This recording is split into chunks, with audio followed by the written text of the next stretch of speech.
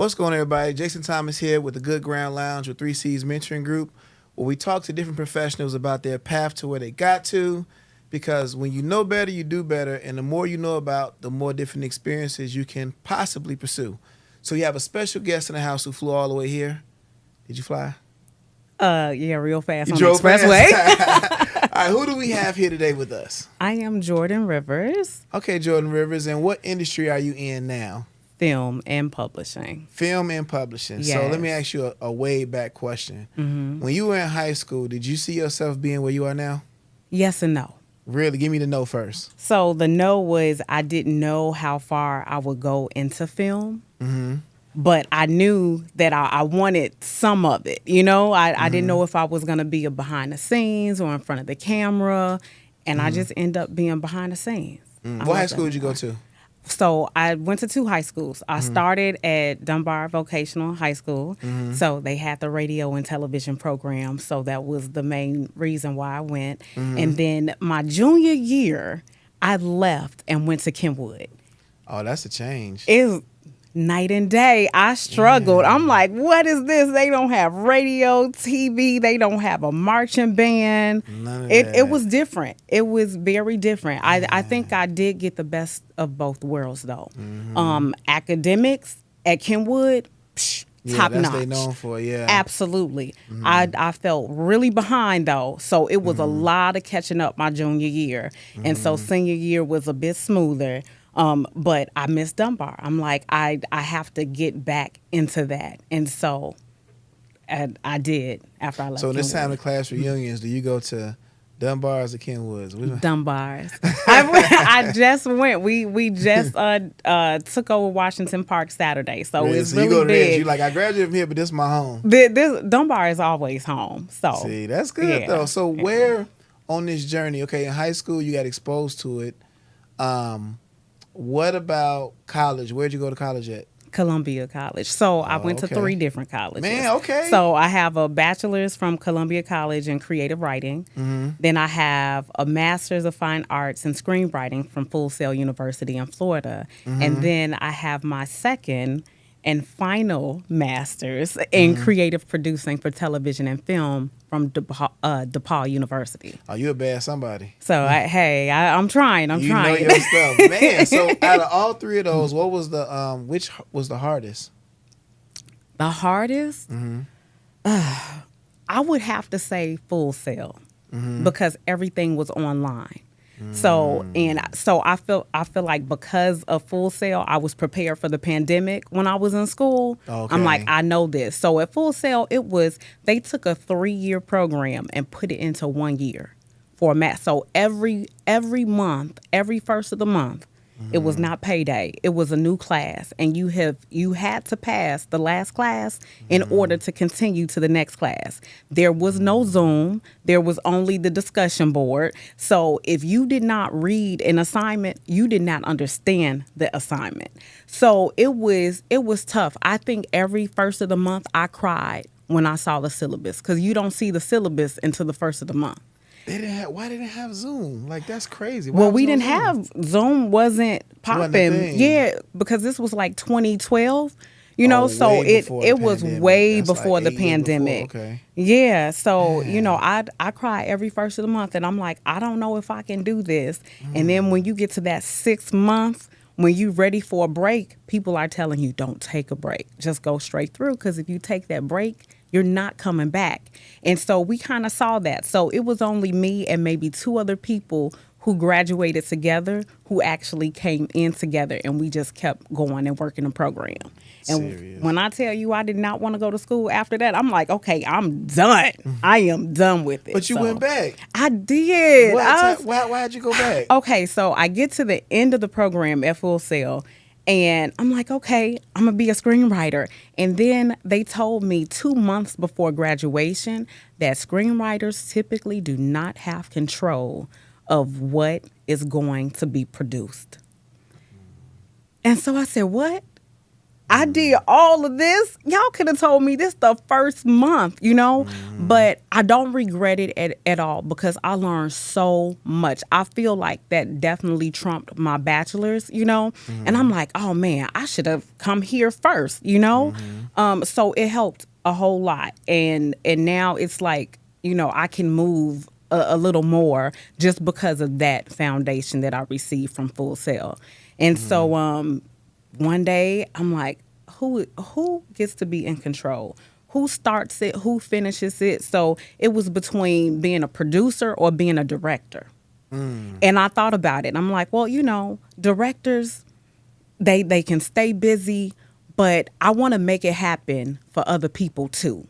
So now you finna break it down for us, because, you know, we kindergarten, okay? Okay. So, so we finna name all these people you just named. So you went to school initially at Columbia to be what?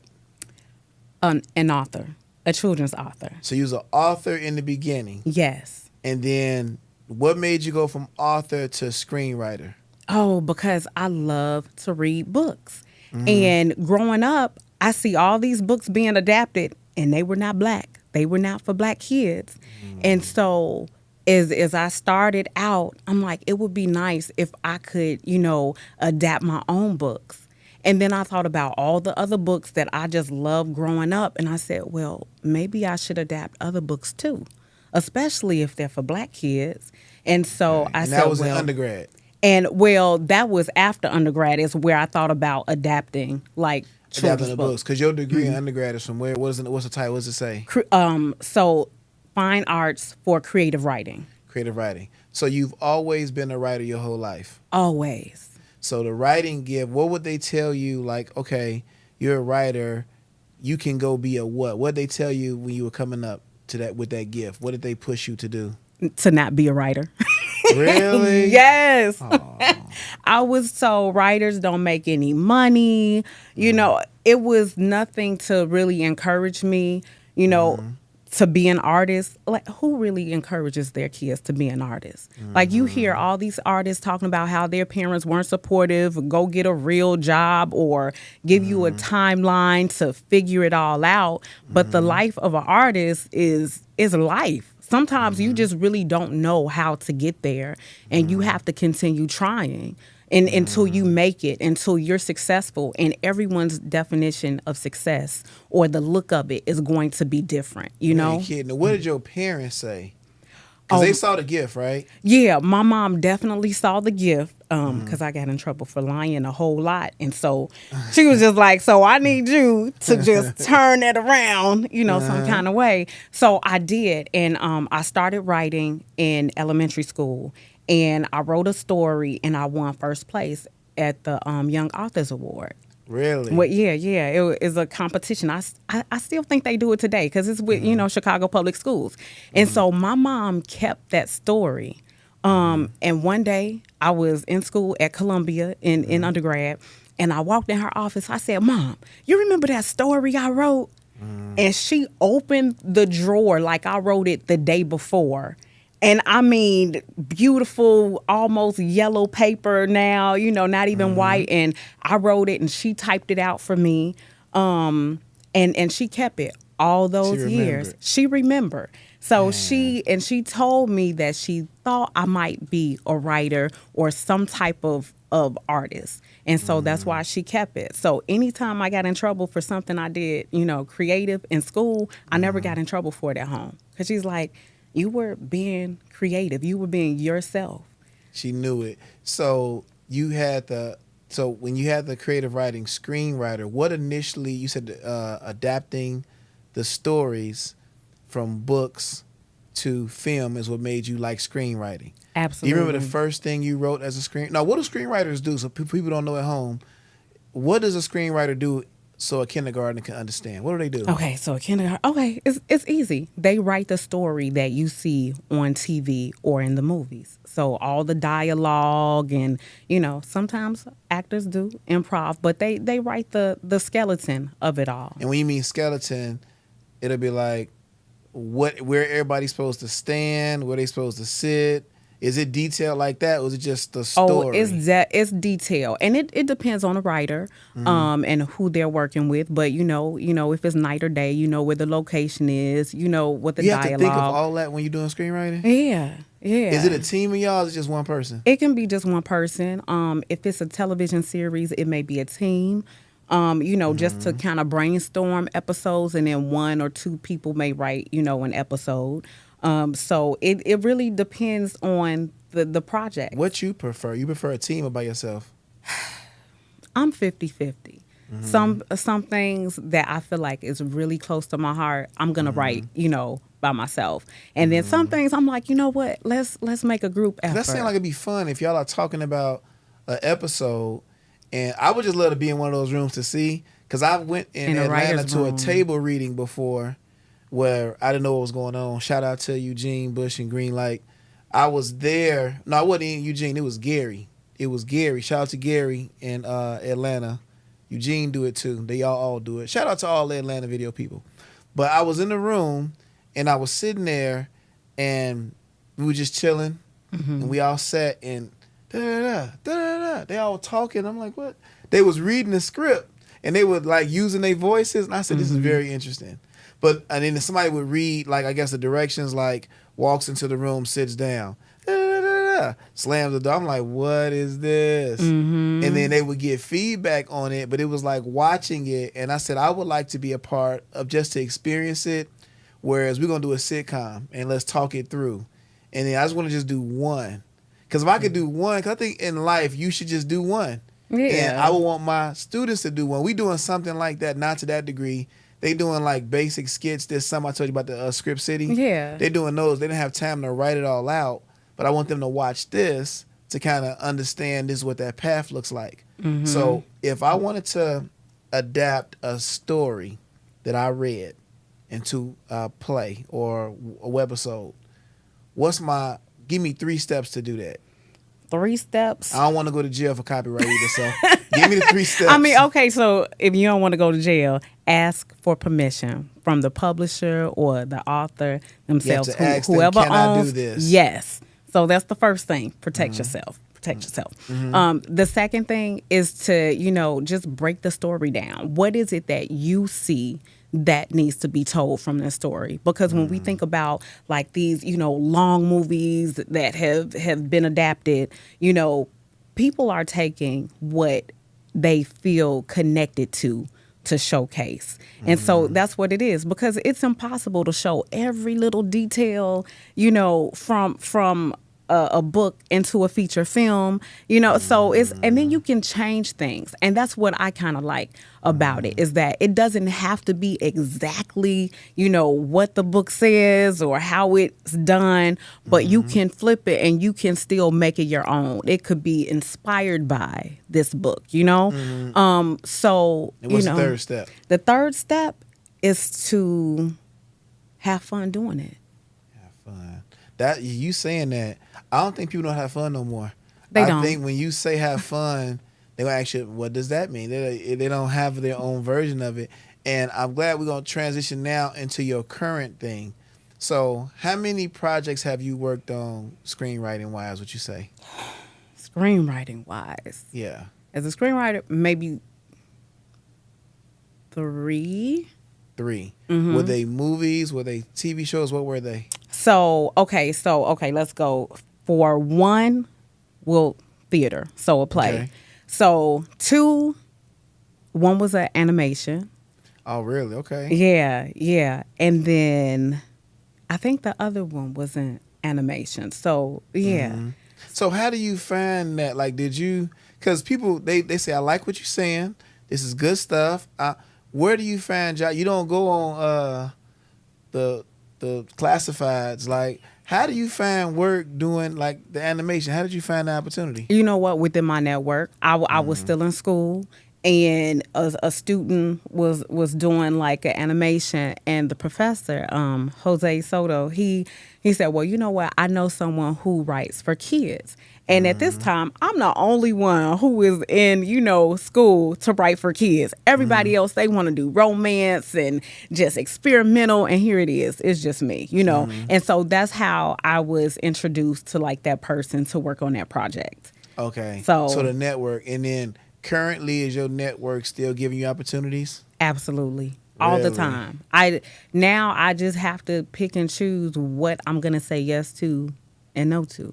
And how do you know, this is a big question, y'all always be asking this, how do you know what to charge for stuff? Because I know creative people who would just do it for free, or they don't know their numbers, and then they do it, and they so frustrated, like, I spent 3 months on that, and it's like, what advice would you give a creative professional on how to charge for what they do? Sometimes you do it for the love, If it's someone that I've worked with before and we're raising money, we'll figure that out after things come in and it's settled. But then there's some projects where they tell you what the budget is and how much they can pay you, and then you say yay or nay, or can we get a little more than that?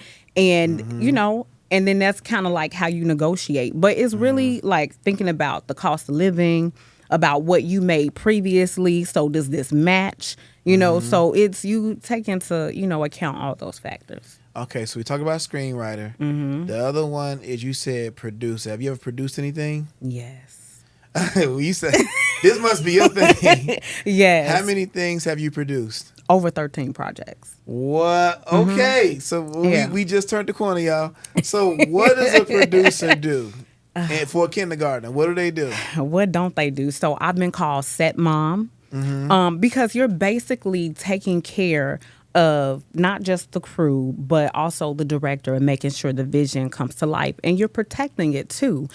So you're dealing with paperwork. You're making sure that all of your T's are crossed and all of your I's are dotted. So whether that may be permits, insurance, releases, just getting streets blocked off, getting security, making sure we have catering. That's, what? It can be one person. It used to just be me doing all of this, and I was stressed out. And so that's when I started working with other producers. And this all started at DePaul. And so I would, be stressed out because I'm producing something with over 40 people. So, and that was a lot of moving parts, but that is a lot. it's been a blessing, because thinking about 40 people doing anything, that's a lot. Yeah, it would be a lot, but I was able to handle it because I was organized. And then I don't want to... So time out, pause. Where did you learn that organization at? Because some stuff I think is God-given. Some... Where do I start? Did you inherit a system, or you think it's a God-given talent to be organized at that level? It's a little bit of both. I have to say I got it from Mae Wilson. That's my mama. So okay, yeah. So she used to run a program for Catholic Charities for a shelter for women, and so my first job was working in the office there, and every job after that was an office, was some type of admin. So you got the gift of administration, probably. Yeah. So it's okay. I'm moving around, because even now, like my full-time job is at DePaul University as the admin for the School of Cinematic Arts. So on top of me producing, I realized, hey, these skills are transferable, and it goes into any sector. So yeah. So my mom, I definitely have to give her all the credit. So the 13 project. Do you remember your first one? Yes, I don't remember If We Let Them. It was a music video. So If We Let Them? If We Let Them. And it's a political music video. Okay. So I remember that because it was my first one. And I was just like, oh, if I mess this up, it is a done deal for me, But I didn't. And everything that could go wrong will go wrong from time to time. And I think it's really how you handle it. You're not freaking out, because as a producer, you really set the tone. You and that director, if the director comes in flustered, your job is to get them to focus on that project for the day. I need you to focus on these actors. I don't need anything. I don't need you to be stressed out about anything. So a lot of times, some things will go wrong on set, and I will not tell the director. I said, hey, I talked to the team. I said, we fix it. It's nobody's fault because we're all a team. Let's not focus on the problem. Let's focus on a solution and get it done together. So it sounds like you have to have a high level of emotional intelligence. You do. Because it's more than just the product. It's the people, it's the synergies, it's the dynamic, it's time of day. It's a lot of hats, and you handling different people and temperament, and you got to really trust yourself.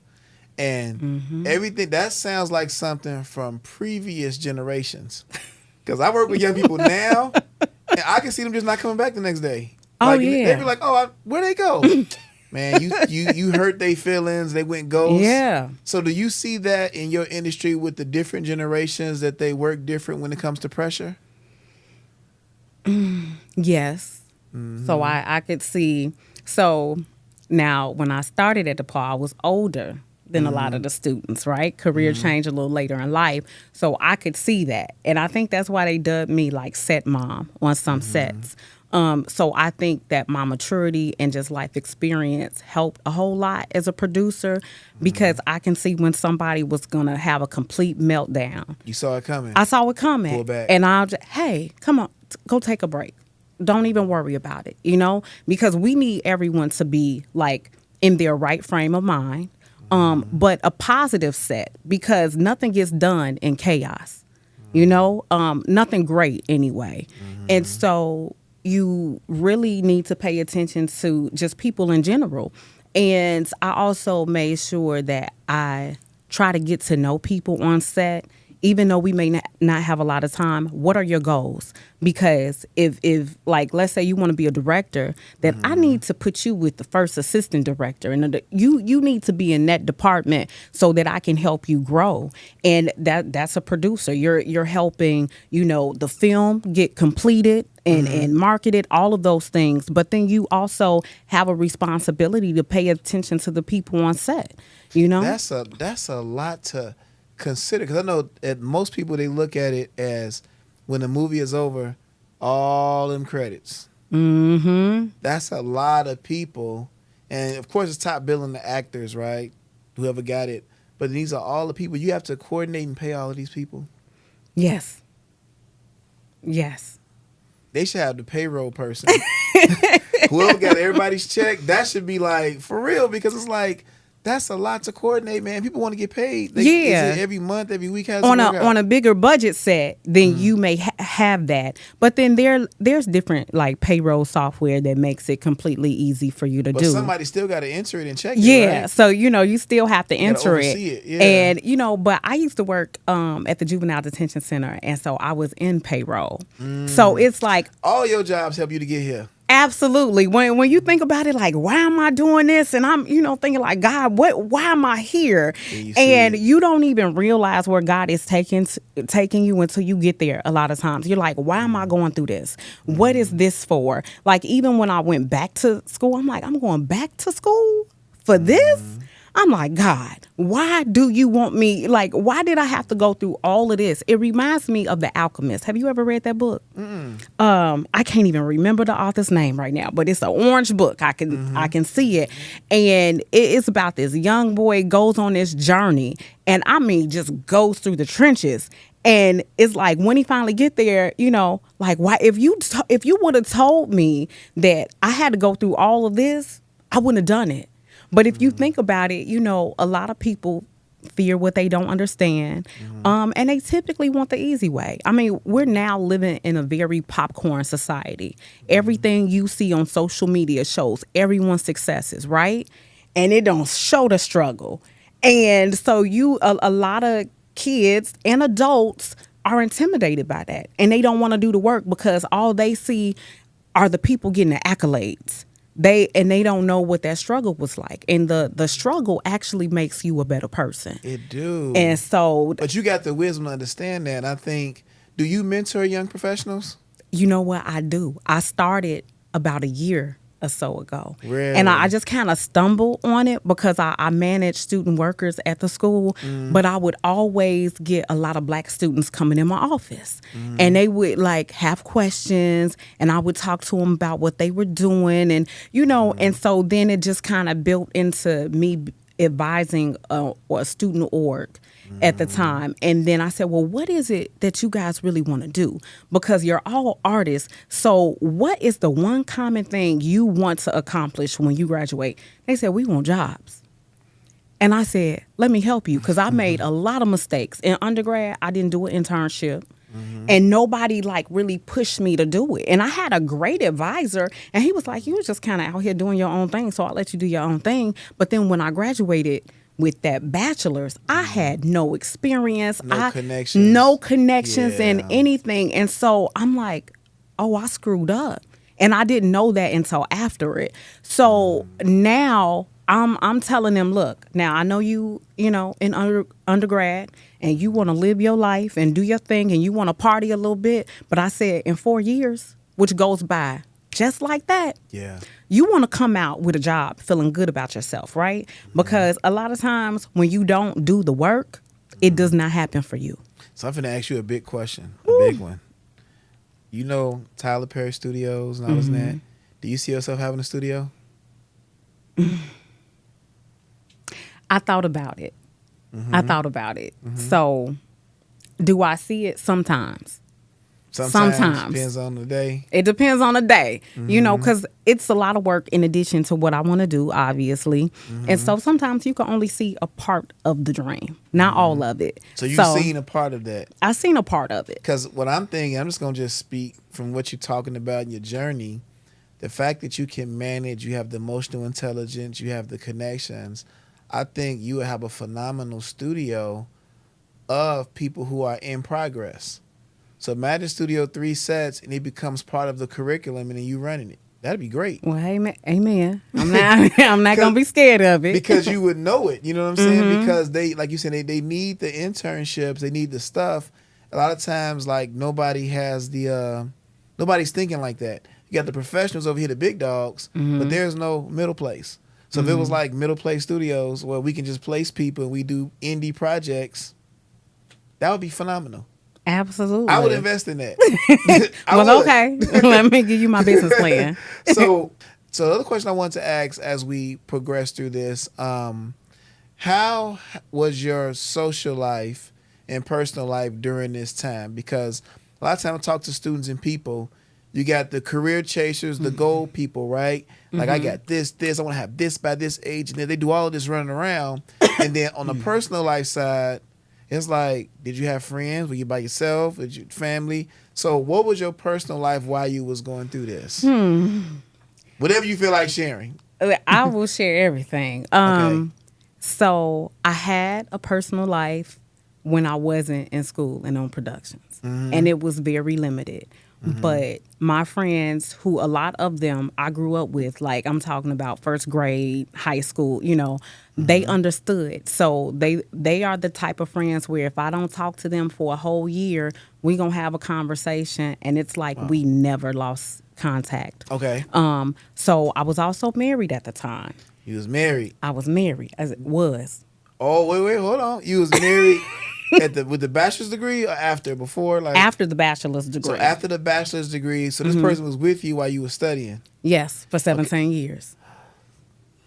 Yeah. So I'm not gonna say it was easy for him or easy for me, but I was. You was married for 17 years? For 17 years, and it was my career. It was my career, and when I think about it now, I'm like, yeah, that did it. And I think for him, it was, I was a stay-at-home mom for a long time, and I was homeschooling my kids. And they started to get older, and I started to get depressed about what I wasn't doing. And so I said, well, let me put the kids back in school, because they were older. I had one on his way to high school, a performing arts high school, by the way. And then another one like going into 5th grade. And I'm like, well, he's old enough where I shaped his education the best way I could. And they went back to school, and then I went to school. And then, it just kind of went from there. And And I think a lot of times when people get married or before they get married, they have these like ideas of what their life is going to be like. But I wasn't fully developed in where God wanted me to be. And so it's like, okay, well, is this person really your person? And so I realized how much I changed. And From the beginning. so you changed. I changed. Ooh. And not that he didn't change, but it wasn't at the rate that I was changing. It was literally like a night and day kind of thing for me. And so a little backstory is I changed my name professionally to Jordan Rivers. Really? Yeah, I did. So he literally married a whole different person. And it was a lot for him to digest because I went from the cooking and cleaning, and I love taking care of my family, you know? But then it was different because I wasn't cooking meals for you every night. You on production. You managing 40 people. That became your focus. Absolutely. I'm like, oh, the kids old enough. They know how to, get the noodles on the stove or the hot dogs or the burgers or, whatever. And, What did he say to you? So when you was going through that change, what did he say to reel you back? Did he say, this is your focus, not that? Did he ever say that? He didn't, but he showed it. Oh, he passive aggressive? Kinda. Okay. In a very nice way. And then finally it just hit one day when I came home from set. I'm like, there's no food waiting for me. There's no this, Wow. And I'm like, should I even be asking for that? And I'm like, yes, because when the roles were reversed, he never had to ask. It was already there when he got through the door. So you was producing, he was stay at home dad? Well, no, when on his days off. His days off. Oh. And so the thing was, part of it for me was he was working in the evenings because he works in the medical field. So from 3 to 10, 11, I'm bored because my best friend, I can't play with him because now he at work. So what am I going to do with that time? And you became a whole media person, like doing production. So you go from being a stay-at-home mom with the kids cooking to now you over 40 people. You over budgets. You got deadlines, timelines. You in this whole world. Then you come home and you want to be taken care of. Absolutely. That's a shift. That's a whole shift. It is. I want to be soft, Yeah, because you have to be hard the whole day. Yeah. And so it's like, let me come home and, relax and be with him. And then a lot of times he may not have been home because he was at work. So it was that whole, like, it was a disconnect. I was growing in a different direction. And I felt like I needed God more than anything because my life was changing and I felt it and I saw it. I saw it in my kids. And, sometimes I felt like, oh my gosh, they're suffering because I'm not here. I'm not volunteering at the school as much as I was doing, And so you feel, kind of bad, when you are one way and your kids are used to you just always being there and you go from, okay, let me check my calendar. And let me see what this is. So how long ago did y'all divorce? I have been divorced since May of 23. So, hey, will you ever jump back in the saddle again and get married? Yes, you will. I will. Are you sure? I'm positive. I mean, he will just have to be okay with what I'm doing. Like an industry person. You think you have to be an industry person? Not necessarily. They'll understand it better, though. I mean, definitely understand it better. But, I mean, just be open to the arts and, have, like, a love for it, in general. And be okay with me, like, doing my thing because it's literally what I was born for. You was born to do it. I was born to do it. So it's like, don't try to take that away from me. I worked so hard to get here. There. Yeah. Now, people say, I've had people on the show, and they say the single pool is trash, the dating pool. It's from you being a married person. Now you out here. Is it trash from what you've seen? You know what? I wouldn't say it was trash, but it's definitely some pee in the pool. I feel like too, the more like personal development, you could see the BS from a mile away because that BS, it looks like a distraction. If it's taking me away from who I am and it's changing me in ways that I wasn't trying to go, then he's not for me. If we can't have a decent conversation without you asking me for a picture, or it's just done. Nope, we can't even go there. Get to know me. Get to know me first, because you might get to know me and realize that I'm not even for you. Might be a friend. I might be just a good friend, and you trying to, get to know me first. So they got to get that wisdom now as we close, like they say in church, as we close. Yes. So on the marriage and the relationship part, what advice would you give a young person who's in a relationship, they in school, and they trying to figure out, should I get married? Should I chase my career?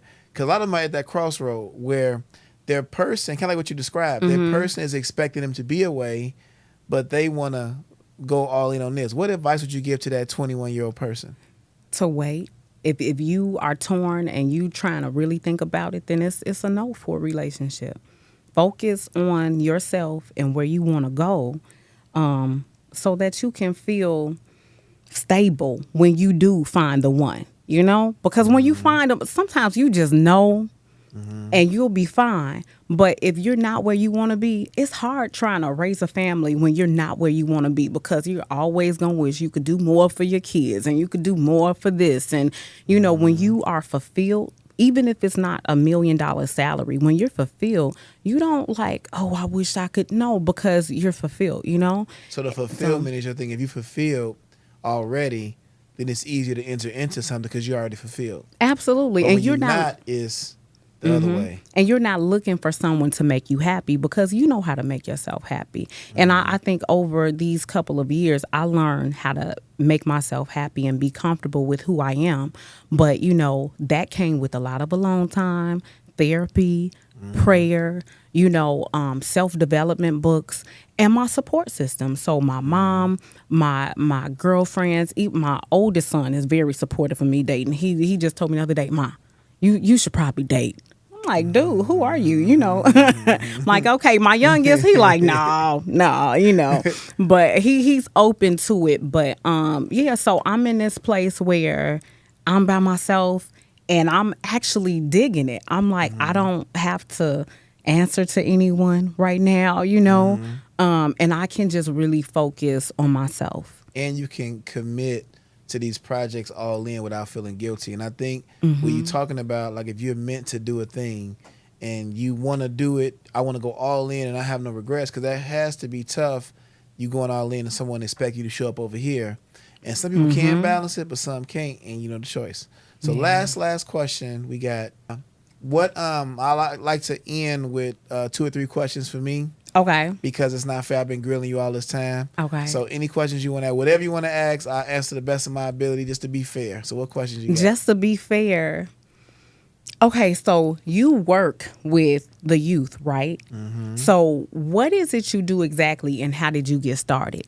I didn't even tell you that.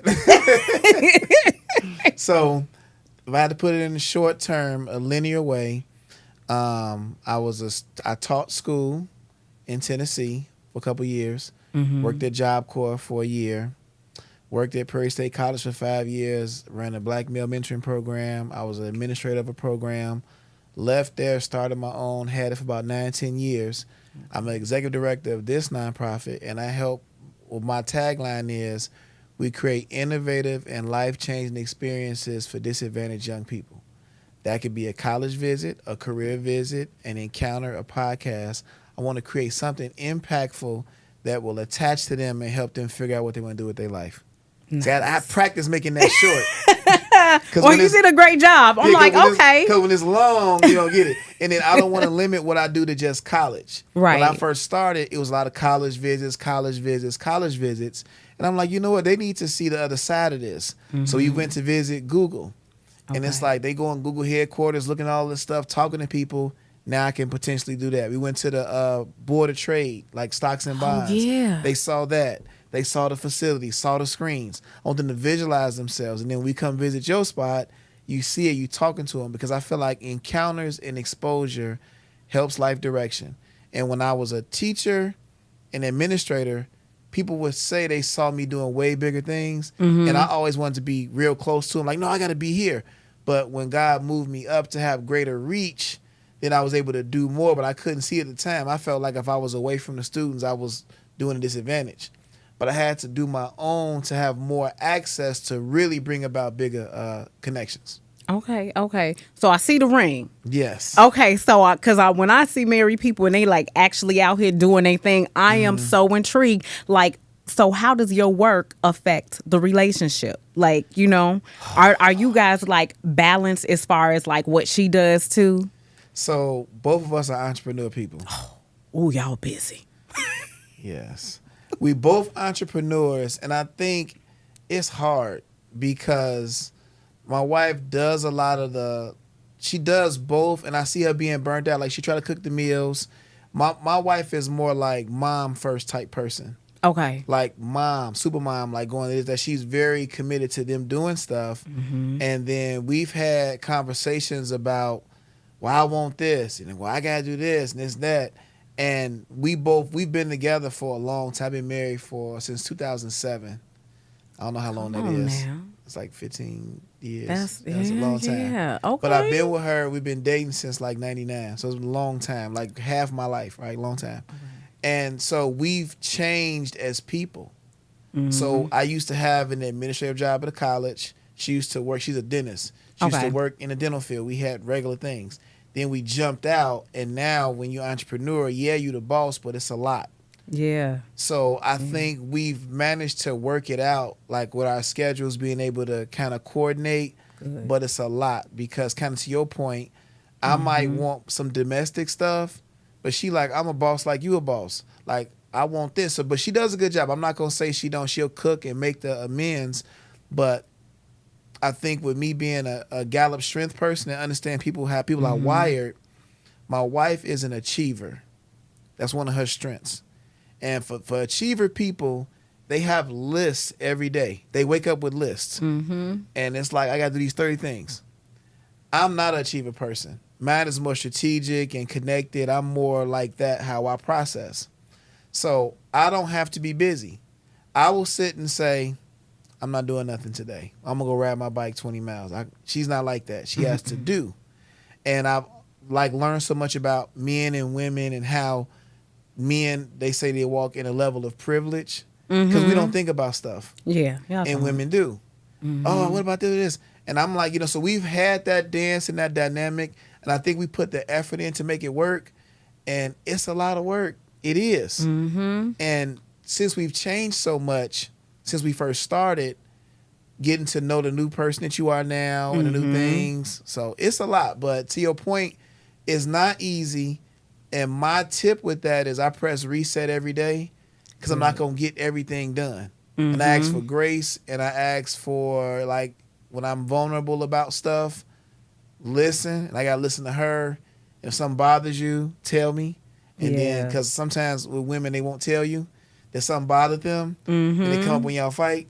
And it's like, you should have just said it. Yeah, I didn't want to say it because you got mad. So we've been through all of that kind of stuff. And I think by being into me being into the church has helped me a lot because understanding my role and how God sees it. And since you asked that question, me and wife talked about this yesterday.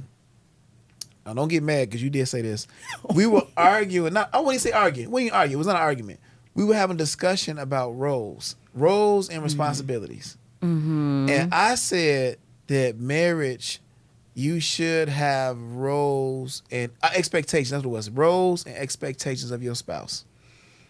That's what I said. I said, if you are a wife or a husband, you should have expectations of your person. She was like, I disagree. And I said, why you disagree? And she said, because if you have expectation if a person doesn't meet it, that's going to be a problem. Look at you on point. Yeah. She said, if you don't meet it. But I'm like, okay, this is how I look at it. If you're sitting in that seat, nobody else sits in that seat. So who else can the expectation come from besides you? Same as me. I'm the only person in that seat. So who else can meet that husband expectation? It's called cheating. You know what I'm saying? So if we're saying there's no expectation, and she was like, well, I said, we can't assume because I might have in my mind what a wife is. You might have an idea what a wife is. We have to set, this is a reasonable expectation for this role. And you know what? It's just, I don't know. What you Maybe think? it's the You not word. afraid? So No. you don't like that word? No, because, because if you don't meet it, then there's the disappointment. But I look That's at the it same more. thing she I mean, said. yes, because if you are expecting your food to be ready when you come in, you're gonna be disappointed if she an hour behind, right? So I look at it like you're required to try. Okay, you're required to try. Yes, because we will not always be 100%. We won't. We are going to fail. We're human. Let me ask you. At I'm finna certain get you. I'm things. finna get you. I'm finna get you. So you're right. For that type of expectation, that's not I wouldn't say that's reasonable. But if Okay. I say, I expect you, let me give you a good one. I'm gonna give you a Okay, good give one. me a good one. Give me a good one. I would say an expectation is, I expect you to be transparent. Is that a reasonable expectation of a husband to be transparent? You know, Is that reasonable? it's reasonable, but here's the thing: Come on. if that is an expectation, then that means that the other person should not try to lay it on gentle when you're in a sensitive position. So that's why I say required, because I require me to be transparent when it's time.